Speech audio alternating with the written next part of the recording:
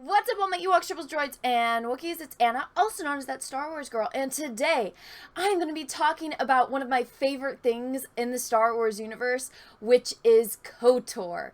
Now, apparently there's rumors that KOTOR is coming back, or they're going to be doing KOTOR 3 or something of the sort. Now, before we get into it, let's do a little upgrade real fast. Alright, got a little upgrade here. Now, let's talk about KOTOR and how it is potentially getting an upgrade or, something along the lines. So, I was tagged in this article over on Twitter by the one and only Tugs. Make sure that you go and follow her. So, it's an IGN article. So, I clicked the link and it says, a Star Wars Knights of the Old Republic game is reportedly in development without EA and BioWare. So, I went and checked this out, and it says, a new Star Wars Knights of the Old Republic game is reportedly in the works, and it is not being developed by EA and BioWare, the studio behind the original game. And Obsidian, just mentioned that one as well. As reported by VGC. So I had no idea what this is, but I clicked on it and it took me to this other article. A Knights of the Old Republic is reportedly in development outside of EA. Basically the same thing, and again, it links this thing called Bespin Bulletin. So I clicked on it, and it's a podcast.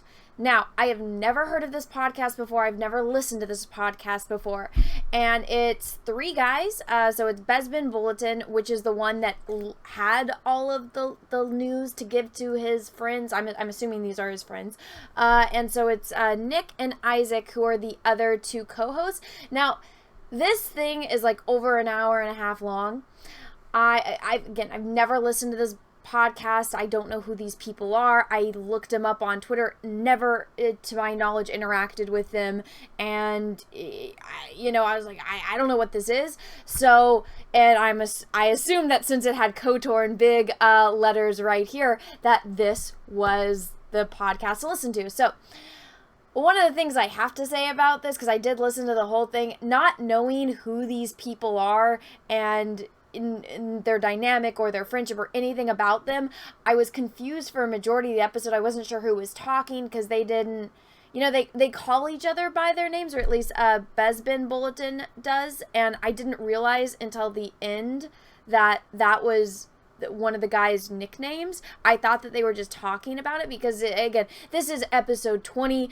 I'm assuming people that listen to this are familiar with these people since it was my first time jumping in, and it's episode 20. I have no idea who these people are, how they feel about certain things.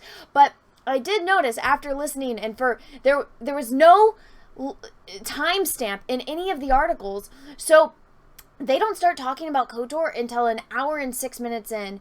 And it kind of drove me crazy because, again, I don't know who these people are. I didn't find it very insightful because it's, them giving their opinions, and if you follow them and you like them, then you're probably interested in that. Me not knowing who the heck these people are, it's like listening to a stranger talk about a TV show, and I don't typically, it wasn't the most fascinating conversation. Again, if you know who these people are, then you probably found it interesting. I personally did not. And, listening to strangers talk about their feelings on WandaVision, I don't know, I wasn't jumping at the edge of my seat going, wow, this is the most fascinating podcast. But again, if you like them, if you're familiar with them, it was probably very insightful, especially one of them, and they're all British also. And so you can tell who is who, but I just, there were some words that I couldn't really understand that they were saying because they had very thick accents. So, I was listening to this while I was painting, so I'm like, what is going on? But if you want to go listen for yourself, the Star Wars or the KOTOR conversation starts about 1 hour and 6 minutes in. They do talk about Star Wars in the beginning, and it was like nails on a chalkboard because they were talking, like one of them, They like certain aspects of the sequel trilogy. It was kind of painful to listen to, but it's their opinions. everyone is entitled to their own opinion. If you like it, you like it. It was just like, oh, listening to certain parts. And then one guy just like, yo, you know, they all sucked. And I was like, hey, that guy's cool, you know? And then another guy at the end, he throws 2 jabs at the fandom menace, and like, oh, I don't want to do a really bad British accent, but you know, just kind of, I don't want to be associated with that part of the fandom, and you know, everyone knows that I don't get along with that part of the fandom. But then everything that he says kind of goes in line with everything that, you know, people in the fandom menace say and believe, and he was kind of just basically trashing the way Disney does stuff, and he was right. And they talked a little bit at the end about how, again, like the last half hour is all Star Wars talk, about how, you know, there's no kids in the Star Wars movies, and how it's not connecting with people this, you know, the way that it used to. And he's absolutely right in that aspect. And so I was kind of like, oh, I wonder why, like, there's such an animosity when he speaks about the fandom menace. But so basically about the KOTOR stuff, Bespin Bulletin, that guy, I'm assuming he must be somebody and he must work in the industry, because he does talk about scripts that he's been reading, how he's been working. And oh yeah, there's a little Dune spoiler. He says, oh yeah, if you like you know, the newer Blade Runner movie, you're gonna like Dune, because it's kind of like that. And I was like, oh, that's interesting. Why isn't, I know it's like a split second, but I was like, oh, tell me more about Dune. I'm interested in that. But basically with the KOTOR, he thinks it's not going to be an RPG, but a little bit more closer in line with Jedi Fallen Order, which the other guy that, you know, is kind of throwing shade at the fandom menace, they talked earlier on about Jedi Fallen Order and how he didn't like certain aspects of it, but then he's the big KOTOR fan, and so, but the things that he complained about Jedi Fallen Order, I was like, well, that's a lot like KOTOR, because he says, oh, you know, there's not really levels, and then you get to a planet, it's like, oh, you're on a level. I'm like, that's kind of exactly like KOTOR. You know, you go to Nar Shaddaa, and then you meet people, and you get all of these, you know, missions that you have to accomplish, and that, to me, I mean, that's the way I kind of see it. I'm not, I mean, yeah, you know, you go to the planet, that's its own level of a planet, but I mean, maybe there's some kind of gamer talk that I'm not, you know, fluent in yet, so I don't know, but just the things that he seemed to be complaining about Fallen Order that are aspects of KOTOR and KOTOR 2 that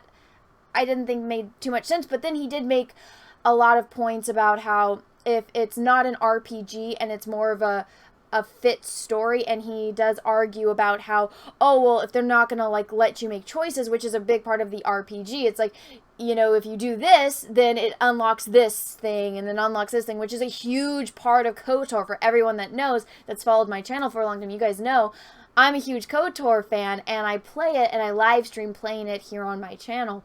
And I was introduced to it by, you know, people in the audience. They're like, Anna, you need to play KOTOR. And I'm like, I'm really, really bad at video games.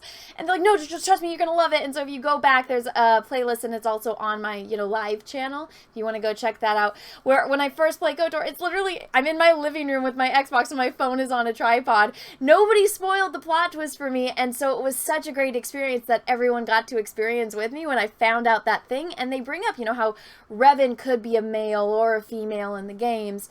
And, you know, you get to play that in the second game with the XL. You get to pick if you're a male or a female, and how that might not be in the new game according to the Bespin Bulletin guy, and how it just might be you're, you know, playing this game and going on this story and this adventure, but there's set things that are going to happen, so it isn't like an RPG. And so the other guy got upset about that and went on this little rant, which is kind of nice to hear, but it was kind of, you know, why are you throwing shade at the fandom menace, dude? Because you're basically saying everything that, you know, people like me, you know, I agree with. But then he makes a thing about, oh, how The Last Jedi was his favorite movie. It's like, well, you can still be part of the fandom menace, and it is what it is. I don't know what the animosity is there. Again, I don't know who these people are, but it seems like the Bespin Bulletin guy, he was the one with all the information. Again, if you want to go listen to this, the link is in the description of this video.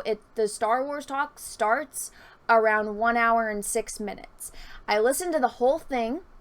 And so, yeah, if you want to listen to the whole thing, obviously it's there. You can listen to it for yourself and see what they have to say and the details on it. But basically, just to summarize, it might not be an RPG and everyone's going to be surprised by the studio that's making it, and it's too early in development. But even though he does say at a certain point in this podcast that it probably started around 2019, we're in 2021 now, I would think that it would have made its way a little bit, up the chain of events that, come into making a video game. But we will see. I mean, honestly, if they just follow the same exact thing and the same story, same elements of it, and they just do a remastered version, I think that would be pretty cool. And, upgrade all the graphics, that would be awesome. And keep everything pretty much the same, and maybe a few little things that are, better. Like, I was looking at Yellow Flash was playing Jedi Fallen Order, and he was upgrading his lightsaber. That looked dope. If they did that with KOTOR, that would be awesome. And seeing how you can upgrade, your weapons and your armor and stuff like that, and then even, upgrading the appearances of the character and the world and the ship and stuff. I think that would be cool. But again, it was not a lot of information, but they managed to write a bunch of articles on it. So again, I don't know who these people are. I don't know their track record. I tried doing a little bit more research because the guy says, he's like, oh, I have a pretty good track record on the things that I've reported. So that makes me get the sense that he works in the industry, and so that's why he is the only one that doesn't have his name in the description, and he goes by this alias, which is Bespin Bulletin. If you know anything about this podcast, let me know in the comment section, because I tried doing research and I just couldn't find anything that would give me answers. But yeah, that's basically what it is. If you want to go listen to it again, the link is in the description of this video. If you liked this video, go ahead and smash the like button. If you didn't, that's okay too. Thank you so much for watching this far through. I just saw this and I was like, oh my gosh, KOTOR! Because I'm such a huge KOTOR fan. I mean, you can't see it, but I did a painting of HK because he's awesome, and I love KOTOR too. I'm actually currently replaying it as a Sith right now. So again, make sure that if you are not subscribed, smash the subscribe button, ring the bell for notifications. That way you get notifications when I do my, Let's Play, where I play KOTOR. And if you miss any of them and you want to check them out, go check out my other channel, which is That Star Wars Girl Live, and you can go see all the old replays there. And everyone, thank you so much for watching. If you like this video, smash the like button. And until next time, have a great rest of your day, morning, evening, afternoon, wherever you are in the world. And may the Force be with you, because we are really, really, really gonna need it. Bye, everyone.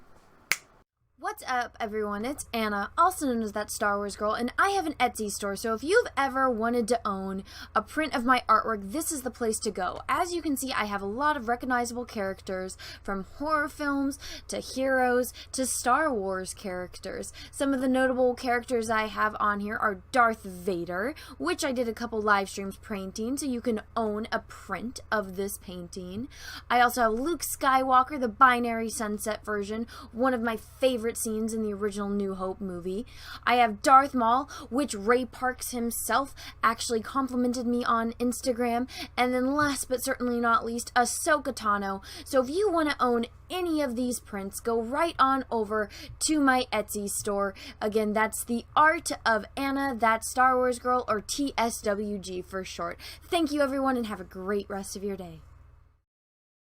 What's up, everyone? I have a P.O. box, so if you want to send me some mail, go ahead and send it to Anna, That Star Wars Girl, or TSWG for short, at P.O. Box number 28171, Santa Ana, California, 927998171.